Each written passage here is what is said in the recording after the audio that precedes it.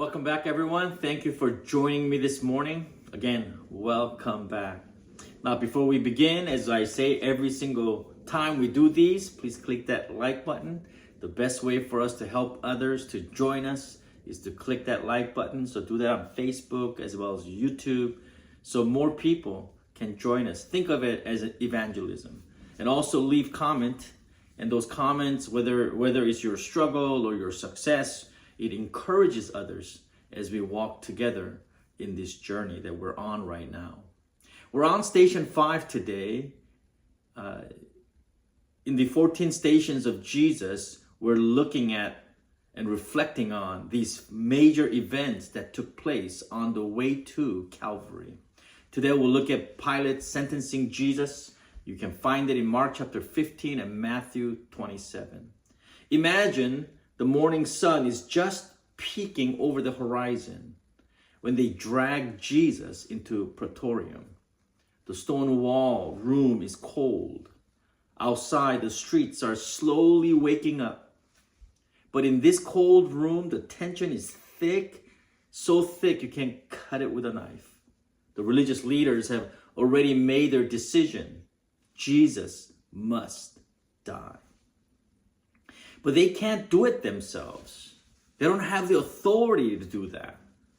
Only Rome has that kind of authority. So they bring Jesus to Pontius Pilate, the Roman governor at the time, the man who holds the power to seal Jesus' fate.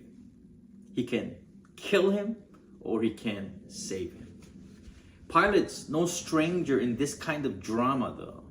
He's dealt with pretenders and rebels and power-hungry schemers.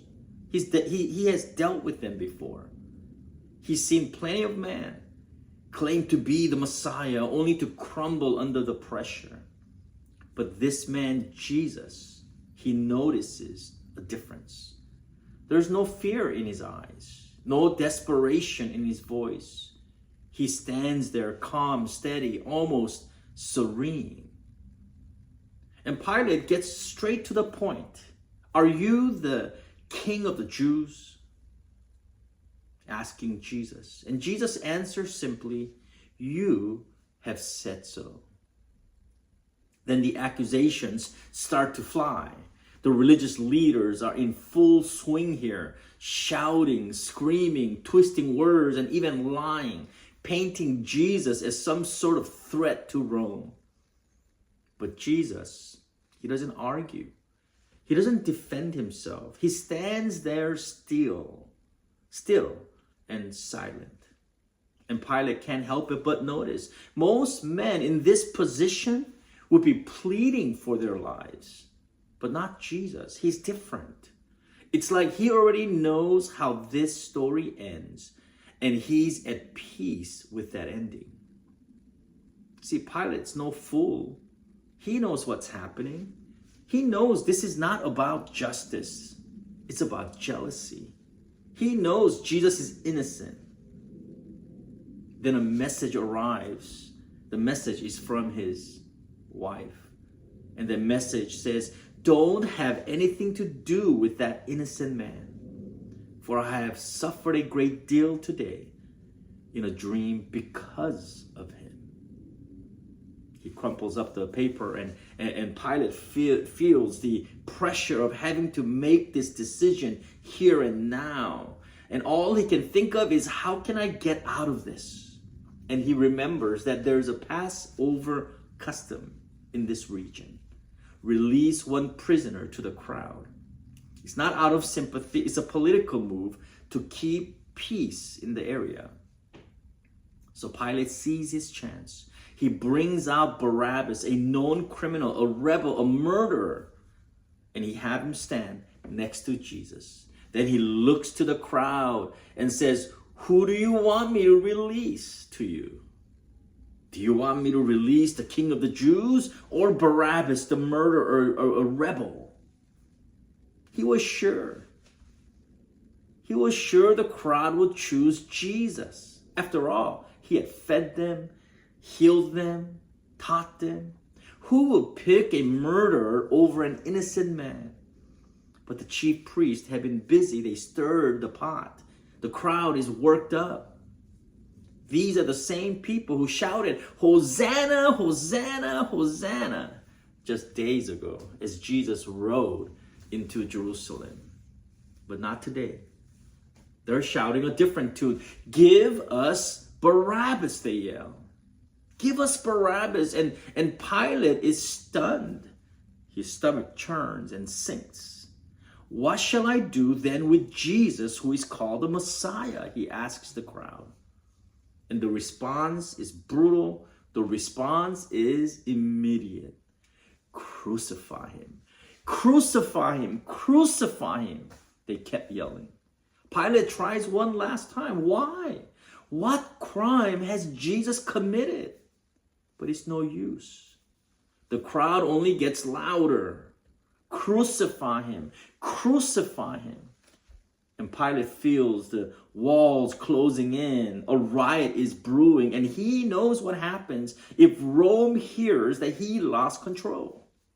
Now he's trapped.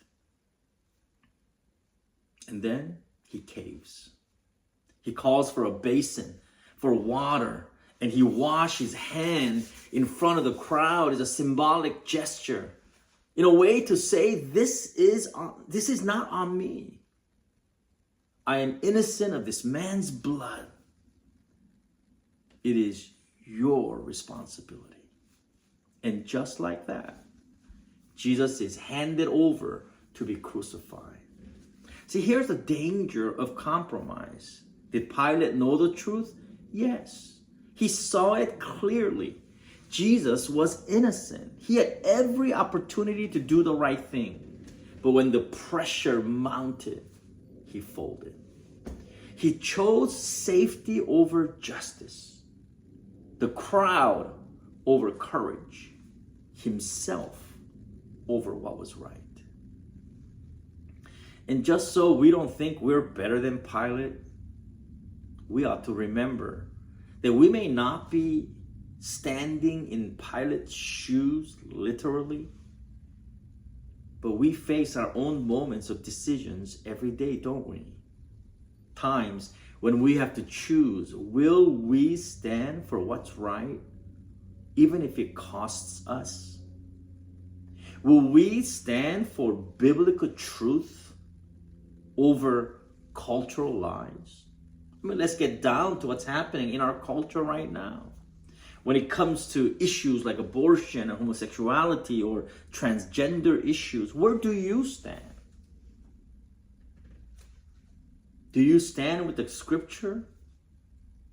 Or do we think we're smarter than God and we go with what we think is right? Out there, let God deal with it. He's the judge. But you and I who are Christians, God dealt with it already through his word. So we're asked during this Lent season, will we, like Pilate, take the easier route, the safer one, more comfortable one? Because there'll be no conflict if you agree with the world. See, Pilate's problem wasn't ignorance. He knew the truth. His problem was compromise. He tried to stay neutral, to wash his hands of responsibility. But here's the thing, with Jesus, there is no middle ground. I remember someone said something like, you're either with him or you're not. You hate Jesus or you love Jesus. There is no middle ground. When Pilate vacillated, Jesus stood firm. You know, Jesus could have defended himself. He could have called down the angels. He could have stopped this whole commotion in an instant with a single word, but he didn't. He remained silent. Not because Jesus was weak, but because he loves his Father and because he loves you and he loves me. His kingdom is not about avoiding pain. It's about enduring it for you and for me. In that moment standing before Pilate, Jesus wasn't just facing his accusers. He was stepping into our place, taking the punishment we deserve, carrying the weight of our sin, past, present, and future sin, committed by the entirety of humanity. That's why he remained silent. See, Pilate's story should make us stop and reflect on who we are before God, what we are becoming before God. How often have we traded God's approval for our boss's approval, our friend's approval, even our spouse's approval, or whoever's approval outside of God? How many times have we remained silent when we should have spoken up? Have we, like Pilate, tried to wash our hands of responsibility as followers of Jesus Christ when God was calling us to remain, stand firm? Jesus calls us to something higher. It's not an easy path. It's one that might bring conflict. In fact, not might, it will bring conflict, discomfort, even sacrifice. But it's also the path to real life. Pilate gave the crowd what they wanted and walked away from the truth. But we don't have to follow his example. We can certainly follow Jesus' example during this Lent season. When the pressure is coming down, when the world tells us to take the easy way out, what will you do? What will I do? Will we stand with Jesus? Or will we shift and go towards the cultural norm? Will we stand with Jesus no matter what that costs? Or are we going to wash our hands like Pilate? See, you need to know this. You need to know this one fact. The truth didn't disappear. Let's make sure during this Lent season, we don't make the same mistake. Let's stand for Jesus. Let's stand with Jesus, even when it's hard. My friends, I pray that has blessed you and challenged you. Now, if you haven't pressed that like button yet, I hope you do. It's a form of evangelism, in my opinion. So press that like button and leave your comments to encourage each other. And I'll see you at Station 5. God bless you.